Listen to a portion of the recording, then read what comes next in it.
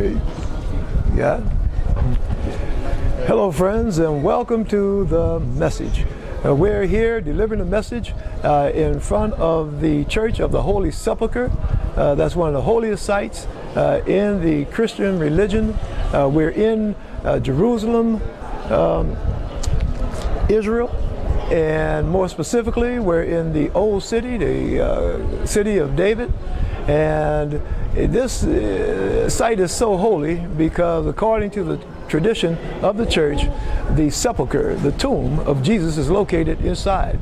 Not only is the tomb, the sepulchre, located inside, but also the site of Jesus' resurrection is also here in the building behind me, which is called the Church of the Holy Sepulchre.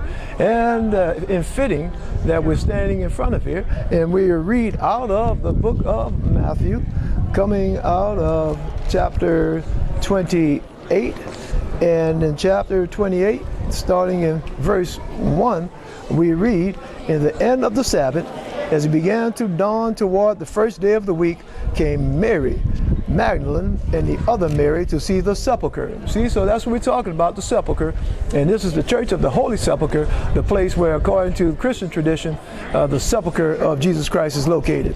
"And behold, there was a great earthquake, for the angel of the Lord descended from heaven and came and rolled back the stone from the door and sat upon it. His countenance was like lightning, and his raiment white as snow. And for fear of him, the keepers did shake and became as dead men. And the angel answered and said unto the women, Fear not ye, for I know that ye seek Jesus, which was crucified. He is not here, for he is risen, as he said. Come, see the place where the Lord lay. And go quickly and tell his disciples that he is risen from the dead. And behold, he goeth before you into Galilee. There shall ye see him. Lo, I have told you." He is risen from the dead. And we're here delivering the message that God is Almighty, the same God that rose Jesus Christ from the dead, that lifted him out of the sepulchre and rose him into heaven. That same God is doing miracles like that today in the year 2015. And that's the only reason we're here, delivering that message that God is Almighty. And if God could raise Jesus from the dead more than 2,000 years ago, God can raise you from whatever it is that you're going through. You know, some of you may be going through a spiritual death right now. You may be going through an emotional death right now. You may be going through some kind of problem that you just don't know which way or how you're going to get out of it.